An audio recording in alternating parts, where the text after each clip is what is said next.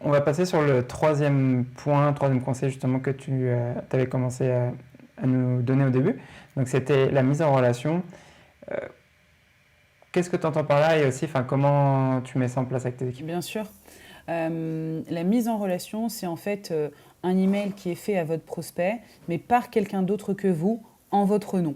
De façon très simple, ça peut être quelqu'un de votre réseau, un ami, un ancien client ou que sais-je, qui va écrire au prospect que vous tentez tant de décrocher en lui disant est-ce que tu peux enfin en t'introduisant en tout cas en disant bah tiens j'ai parlé avec Inès, ça serait pertinent que tu échanges avec elle parce que sa solution est pertinente. En fait, parfois, on oublie que nos clients ou nos prospects, même s'ils sont en phase de signature ou déjà clients depuis 3, 4, 5 ans, eh bien, ils ont envie aussi justement d'aider et de vous aider. Il y a un peu un côté ah bien sûr si je peux te filer un coup de main ou si je peux avoir un impact. En fait, ils se sentent valorisés.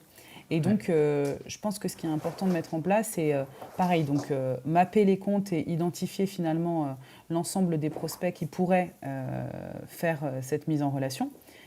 Comment? Eh bien, en les regardant dans le CRM et en vérifiant s'il n'y a pas eu de problème de production, si en ce moment l'activité elle va bien ou pas, etc. Et j'ai vraiment envie de dire aussi que du coup, on perd absolument rien. On a toujours un blocage un peu de oser demander à quelqu'un de l'aide ou quoi que ce soit, alors que c'est complètement faux. Ça devrait être. Je ne sais pas pourquoi ce biais existe aussi, mais les gens ont tout à faire à gagner. Si un de vos amis ou même une connaissance vous dit ah, tu pourrais pas me filer un coup de main sur de l'information sur tel sujet, je suis sûre que vous le feriez aussi. Et donc les gens sont ravis de pouvoir vous aider, ils n'auront pas en plus à se mouiller. Et c'est une petite stat toute bête, mais un mail de recommandation a 4 fois plus de chances d'être répondu. Et je le vois très clairement s'il provient d'une mise en relation. Et du coup, j'ai une question par rapport à ça parce que Mhm. quand par exemple, tu parles à un de tes clients, tu lui demandes qu'ils te mettent en recommandation, enfin, qu'ils te mettent en relation avec quelqu'un. Qu'est-ce Oui. que tu fais? Soit tu lui dis, euh, est-ce que tu connais quelqu'un dans ton réseau? Ou est-ce que toi, tu as déjà regardé, avant de le contacter, sur LinkedIn, les personnes avec qui Ouais. il est en contact, pour justement t'orienter vers des personnes qui justement t'intéressent? Alors, c'est une super bonne question. Je dirais deux choses. La première, si tu maîtrises les enjeux et les problématiques bien de ton client, à ce moment-là, c'est bien de l'adresser en lui demandant, par exemple, de te mettre en relation avec quelqu'un qui il veut, qui Ouais, a une problématique similaire. Parce que lui, du coup, il sait que tu es bon dans la solution que tu proposes. Par contre, si tu as spoté un secteur ou des prospects qui sont intéressants dans son réseau, à ce moment-là, justement, fais-lui gagner du temps en lui disant tu peux me faire une intro ou une mise en relation avec telle personne parce que j'ai vu que tu la connaissais. Maintenant, le problème, c'est qu'on a tellement tous ajouté de gens sur LinkedIn que la plupart du temps, on ouais. dit ah bah non, je le connais pas. Et ce qui est un peu dommage, du coup, ça a perdu, ça marchait bien avant et maintenant, ça a un peu perdu de comment dire, de sa cohérence, quoi. Ce que j'allais dire, pour ça, ce que je fais, moi, généralement, je demande à la personne en amont si elle la connaît vraiment. Ouais, Et si elle me dit que non, bah bien sûr, enfin, tu vas pas lui demander une intro, mais si elle te dit que oui, justement, on lui envoie un email qui est déjà préfet pour lui mâcher le tout travail. à fait. Toi, Tout à fait, qu'est-ce il que... faut faire un email préfet. Et moi, dans le cadre de ma stratégie de partenariat, pareil, j'ai toujours une petite phrase introductive, un élément de pitch, mais j'essaye d'être vraiment courte parce que trop souvent, des partenaires m'ont déjà envoyé des mails un peu comme ça, en disant, eh bien, 80% des Français, vous savez, accèdent sur un site internet en ayant fait une recherche sur Google. Et puis, ils m'ont fait tout un laïus. Et en fait, je me dis, non, mais non, l'objectif du mail, faut en revenir à ça, c'est que la personne te réponde pour avoir un créneau. Ouais, Si c'est quelqu'un d'autre qui le fait, tu as déjà fait 80% du chemin. ouais. T'as pas besoin de la convaincre parce que normalement, enfin, comme l'autre Exactement. personne la connaît, c'est beaucoup plus facile justement à avoir ce rendez-vous, ce premier rendez-vous. Normalement, c'est ton prescripteur en fait Ouais, qui fait que le rendez-vous tombe. C'est même pas toi. ouais.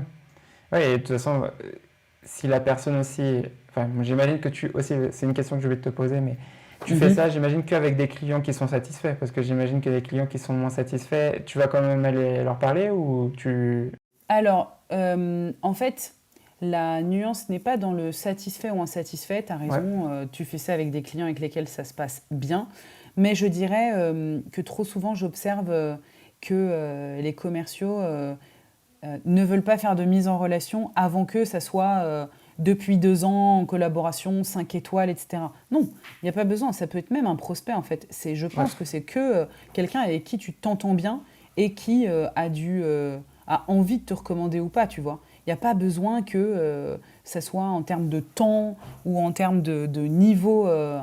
Certains ne veulent pas quand c'est des trop petits deals. Là aussi, c'est pas, je trouve, un critère valable, tu vois. Ouais, parce que tu peux pas savoir si la personne, elle connaît justement quelqu'un, Bien sûr. enfin, qui va t'apporter un deal super gros, parce que enfin, c'est vrai que la taille du deal en soi, Ouais, euh, généralement, en fait, ces contacts que tu as, tes clients, tes prospects, en fait, eux, ils ont aussi enfin, c'est des connaissances ou enfin, dans leur réseau, ils ont des gens peut-être dans les boîtes qui vont t'intéresser, donc tu peux pas savoir. exactement. Et donc, ça serait même un peu, là aussi, un peu bête parce qu'on a des biais du coup en se disant, ah bah tiens, ça va pas le faire. Et Ouais. en fait, on se met nous-mêmes des barrières pour demander tout simplement quelque chose.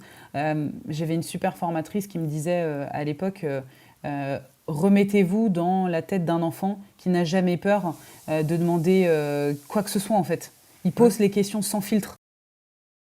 Bah, c'est ça. De toute façon, moi, c'est ce que je dois voir. Le métier de commercial, en fait, c'est de ne pas avoir peur de. Enfin, déjà, pour la prospection, c'est de ne pas avoir peur de prospecter, justement, et d'être dans cet état d'esprit de, comme tu dis, comme un enfant qui est là pour découvrir l'autre personne. Exactement. Et c'est parce que si tu penses que tu vas faire chez les gens, bah, t'as pas le bon mindset. Et justement, comme tu dis, avec cette question de mise en relation, si tu penses que tu vas le faire chier avec tes questions, bah, tu vas jamais la poser parce que au final, tu penses que tu vas le déranger. Donc, ouais, ça, c'est un très bon conseil. Et je pense que, comme tu dis, la mise en relation, que ce soit avec des clients, que ce soit même avec des prospects, c'est quelque chose qu'on fait pas assez parce que ça peut t'ouvrir des portes, mais t'imagines même pas. Et là, j'avais une question donc, par rapport à ça. Est-ce que tu pourrais nous donner justement un exemple du coup que vous avez mis en place récemment avec un prospect ou un client? Ouais. Typiquement, aussi quand tu fais une recommandation et une mise en relation, tu as besoin de comprendre, toi, pour trouver les bons mots dans ton mail court ou dans la façon dont tu vas t'adresser à quelqu'un, ce que tu vas lui présenter. Donc typiquement, j'avais il n'y a pas longtemps un partenaire, une société qui fait du store locator. Tu vois, qui me dit ah tiens, j'essaye trop de rentrer en contact avec telle boîte de l'énergie. Bon, il se trouve que je les connais, c'est un bon client. Là, pour le coup, ça se passe plutôt bien. Et il me dit, bah, nous, c'est une solution Google My Business, de Store Locator. Et puis pareil, il me fait un super gros email. Et je me dis, bon, avec un truc un peu genre, bonjour madame, etc. Et là, je me dis, non, mais si je lui envoie ça, ma, ma cliente, elle va rigoler, en fait, tu vois. Et Ouais. du coup, je me suis permise de tout de suite, donc, d'envoyer un email à ma cliente en mettant moi-même Hello Laetitia, j'espère que tu vas bien. Tiens, je le dis souvent, ça, je sors d'un meeting de networking ou je sors d'une pause networking ou quelque chose comme ça. Enfin, comme ça, elle comprend que j'ai été dans une situation qui m'a amené à échanger sur mes clients, mes prospects, mes problématiques. Pas comme ça, de but en blanc, je me suis réveillée un matin et je me suis dit que c'était pertinent pour toi. Là aussi, tu vois, ça n'a pas de sens parce que c'est pas vrai.